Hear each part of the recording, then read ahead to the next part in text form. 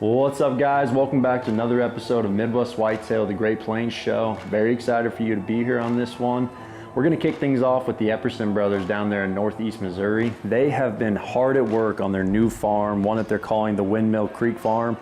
They're going to talk about some of the new work that they've been doing there, and then we get to take a look back on one of the best hunts that they've ever had, which was actually on the first piece of property they'd ever purchased together. But it's really hard to find two brothers that you want to root for more. They're chasing the dream, they're living it, and then at the end of their segment, we actually get to see their first hunt of the year. So following that, we're going to go to Kansas, check in with Nolan Redeker, who has had some action so far this season. Following that, we're going to go all the way to Louisiana, where Casey Johnson gives us a look at what we can expect from his season. And then finally, if you stick around to the very end, Korey Wolfe and his wife Monica have been hard at it so far in the Missouri bow season. They got a cold front last night, and word on the street is she shot her biggest buck ever. So get a sneak peek there. Hope you guys enjoy the episode. Let's jump to the action now.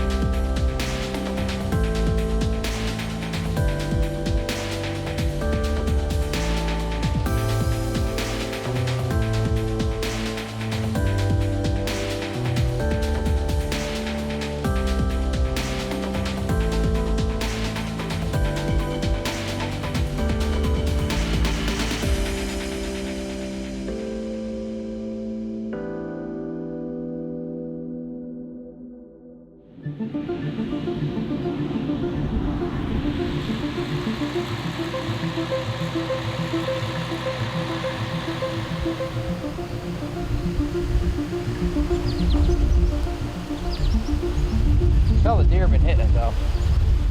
Welcome to Midwest Whitetail. It's July 23rd, and Avery and I are at our new farm called Windmill Creek. This last fall, we sold Acorn Ridge, where we had the awesome 305 hunt. Walking to Midwest Whitetail, evening of November 11th, and Aiden and I came up here to Acorn Ridge to make an evening sit, and right now we're set up in the plot we call the Bermuda Triangle. We call it that because pretty much anything that steps in this plot is shootable, and plus it's shaped like a triangle. But a couple deer right here after is one being 305 and another being crook. And the 305 actually showed up this morning about, I'd say 6 o'clock. So this colder weather that moved in today has really got them up on their feet moving. The next couple days are going to be west and southwest wind, which is perfect for this spot. So we're going to be putting our time in here on Acorn Ridge. Rifle season comes in Saturday, so we're trying to get it done before then. Big buck. Yeah.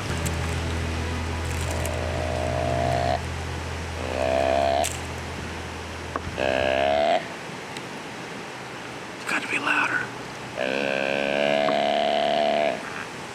Doe bleed, maybe. I would do a doe bleed or something.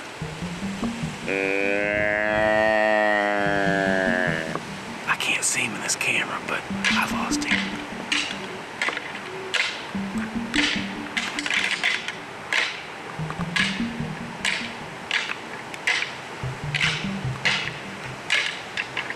That's good. You hear it? I don't know, I can't see him, but we don't want to. Well, as you guys can see, we just had an encounter with our number one hit list buck, 305.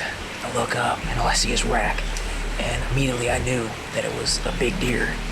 The night's not over, he could very well come back through here, or another mature buck could come through here, but that's reassuring that he is back in the area and he just daylighted right in front of us. So hopefully he'll swing back through and we can get another shot at him this evening.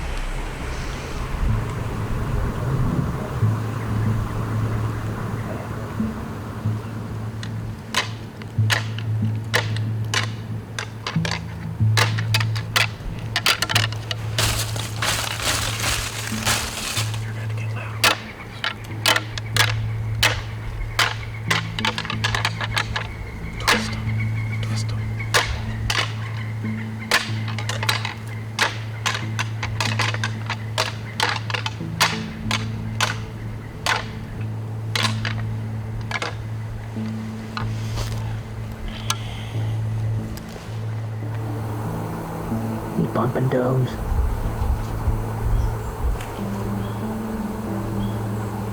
He's not a shooter. I'm not gonna shoot him. You sure? That's the deer I seen. There's two of them. The big buck is what I want. The big Rattle or something.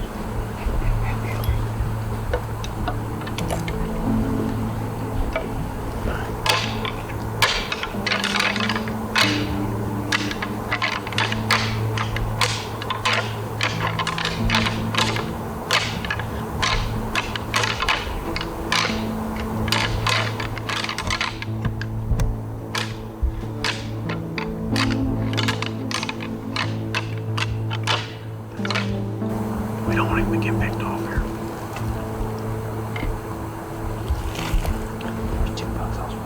The second one was the big one. Oh, he's coming right down the pipe. Get ready, he's coming right down the pipe. He's coming right to this food plot. I don't know which one it is, but one of them's coming. Where's he at? Tell me where's he at. So, straight in front of you. Like right here, look. Like came out the corner of that food plot. Right there, right down the trail, right there. There's 305 right there. Right down this path. This one right here. Yes.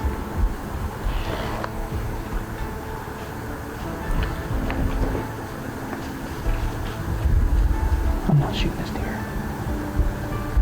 You hear me? No, you know, don't shoot him, don't shoot him.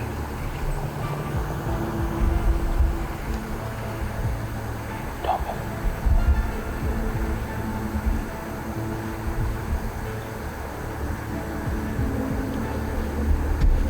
Trail.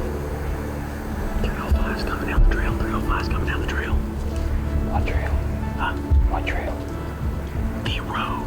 What below us? He's coming right down the road.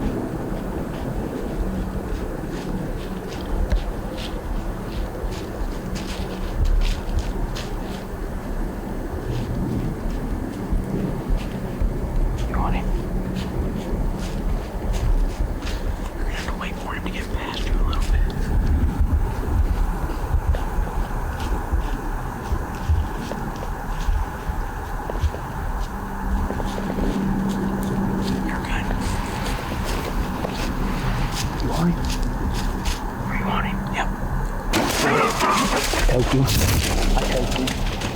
He's dumping. He's dumping. He's dumping. The guy right there. Go down. The guy right there. He's dead.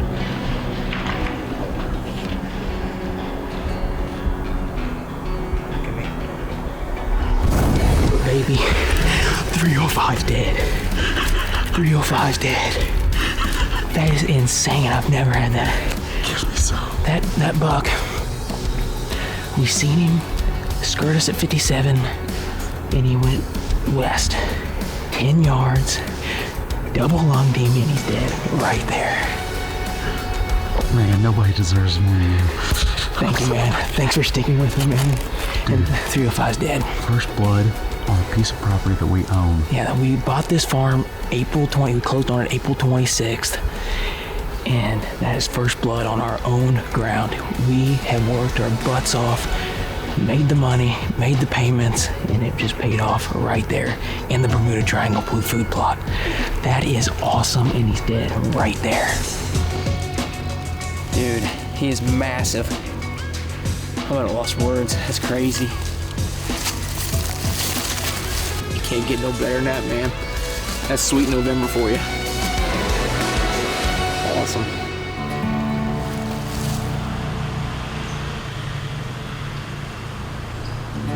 We hated to see it go, but it was time to move on to the next piece.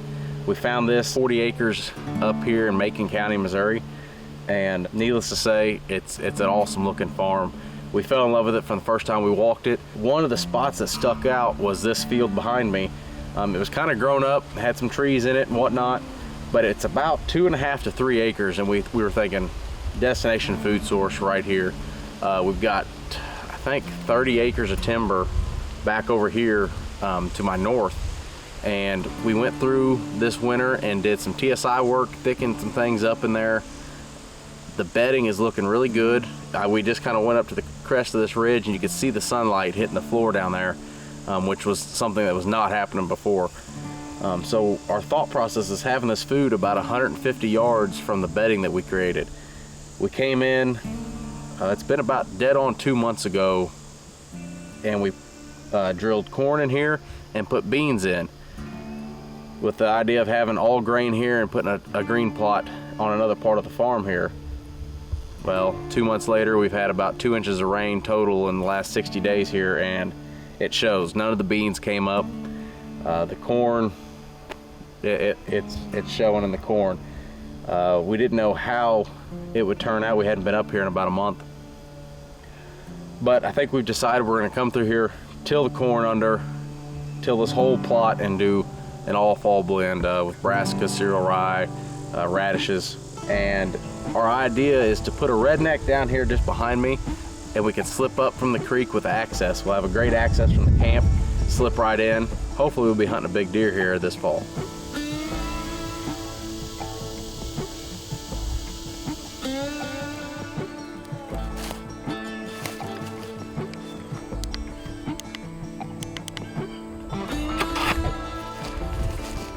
It's August 24th, and Avery and I have just wrapped up here on the Windmill Creek farm.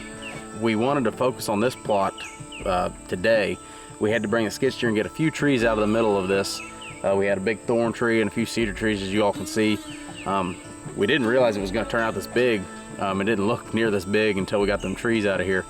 But this plot sits so well along this creek and big bedding here to the north that we were going to give it a go. The way it sits, our access road is just right there, and we didn't know how it was going to play out, but it was just too good of a spot not to try it.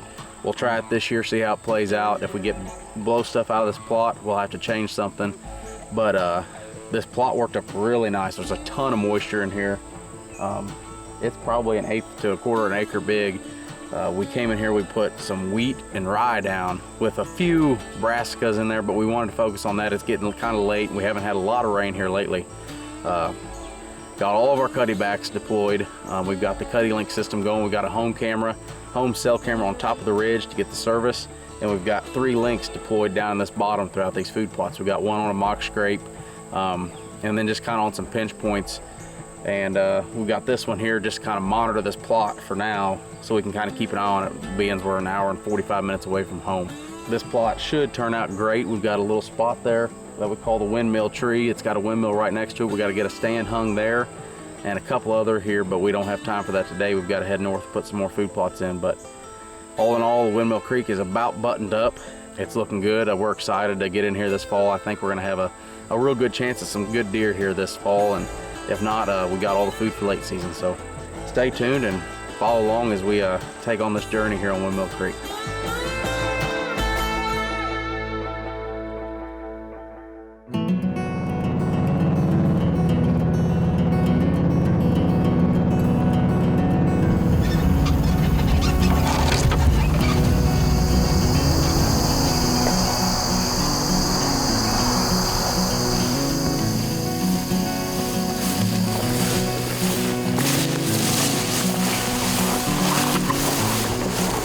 Welcome to Midwest Whitetail.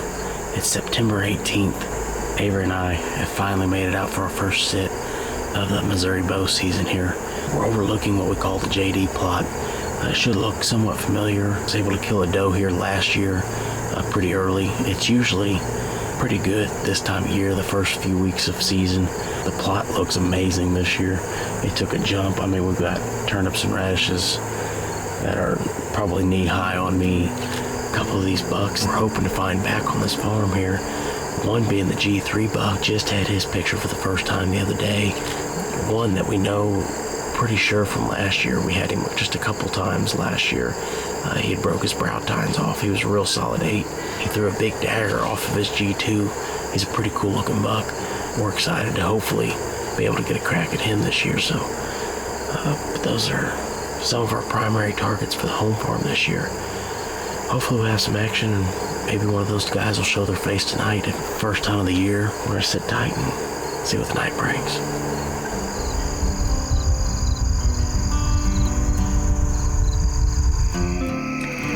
Well, tonight was a bust. I think we're gonna be done here for the next week or so, but we're excited. Thanks for tuning in to Midwest Whitetail, guys. Well, guys, welcome back to the Midwest Whitetail Great Plains Show. I've just been getting out here today. I wanted to do an update. I'm on a farm right now pulling a couple cards. Unfortunately, I don't have a lot showing up right now. Last time you saw me, I was setting up cameras for that big 8-point with the split G2s. And ever since I set up cameras that day, that buck has not been on there except for one time. I had one series of pictures of him a couple days after I put him out, and that's been it. Since then, the corns came out on that farm, and it's really slowed down. Hardly any buck pictures at all, which I'm guessing once that corn kind of comes out, they kind of shift to their fall pattern, kind of shed their velvet and move on. But since then, last week on the last day of youth season, I had the opportunity to take out a young buddy of mine. His name's Crew. We were able to get his first buck last week. We went out and sat on an alfalfa field I'd been scouting out, and unfortunately it got too dark on us. The buck came out really late and it was pretty hectic getting him on him, so I wasn't able to get it on film. But he was super excited to get his first buck on the ground, full velvet still. It was an awesome experience. That was my first time ever being on a hunt when I wasn't the one to kill a deer. I'd never been on another hunt when somebody else killed a buck, and it was just as exciting as if it was my own. That was an awesome experience. And so I know the crew's pretty hooked. He was really excited to get his first deer on the ground. This will be the first September in a long time since that I can remember that I haven't sat in the first couple of weeks on a buck hunt. So I think I'll probably stay safe and just kind of take it easy here for the next couple of weeks, not really push in too hard since I don't have any bucks that I know really what they're doing or anything really showing up too consistently at all. I do have one farm. There's been some mature bucks going out into a cornfield. They cut it late last week, and I think like 3 out of 4 days there's been a mature buck out there in daylight in the evening. So that'd be something I would like to push in a little further, but they're kind of coming off a neighboring property and just right out in the middle of the cornfield, so it's going to be awful tough to get in there close enough for a bow shot. So for right now, the plan is just kind of keep playing it safe. Might get out with a couple doe tags here in the next couple weeks and try to get a couple does on the ground.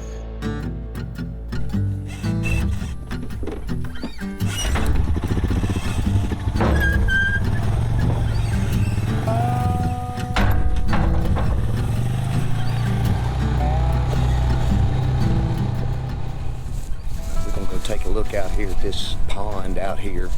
One of the main places that we're gonna hunt is around this pond, and we're just gonna come check it out and see if it's got a lot of water in it, which it looks like it does, so that's a good thing right there.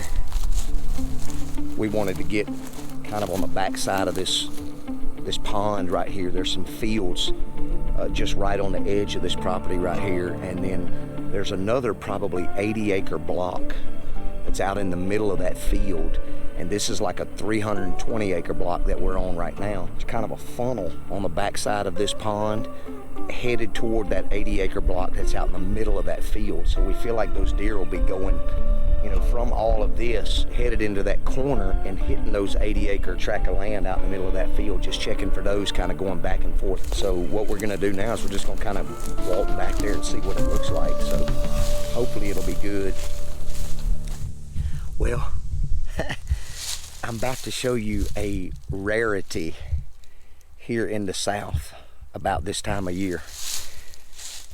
I'm walking through and I'm just about where I think those deer are crossing, going to that 80 acre tract. And I want to show you something pretty dadgum sweet that doesn't happen very often where I'm at. Look at that right there. Yes, sir.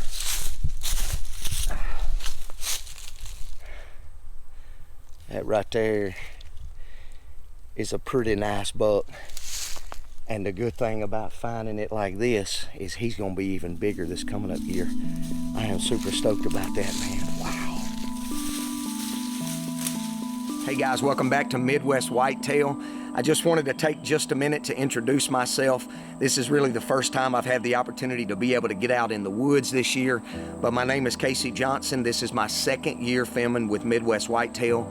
Last year I was with the Southeast team, and this year just fortunate enough to be able to film with the Great Plains team, and I'm excited about all of that. Today we're actually on a permission piece of property that I've got access to hunt this year. I can only kill one buck, and so I'm trying to make the best of that. I've been scouting around some water sources today, trying to key in on that early season. It's usually pretty hot here early season, and so I know that the deer will be going to water. We were fortunate enough to be able to find a big shed a little earlier too, so that kind of helps my optimism with this particular farm. And we're looking forward to being able to put some cutty-back cameras out also and seeing what kind of deer are on this particular property. We also have a farm that we're going to be hunting this year in Kansas.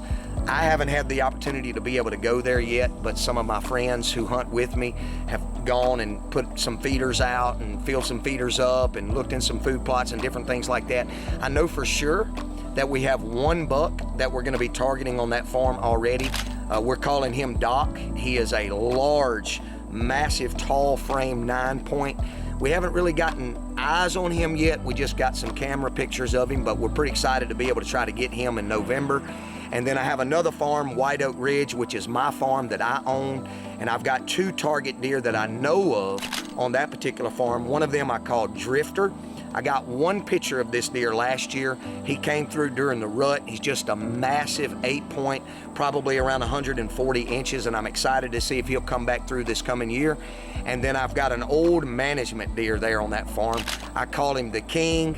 He's just a big 6-point, and obviously the King, that gets the name from LeBron James, number 6. And so we're just hoping that he comes back through and he made it through the year and nobody killed him. I just love the thought of trying to kill a huge old management 6-point. And so we're hoping all that stuff comes together for us, and we're excited about bringing you all of these deer and all of our hunts this coming up season, and looking forward to seeing what all the other guys are going to bring to the table this coming up year as well. So we appreciate you guys joining us today on Midwest Whitetail, and we'll see you on the next episode.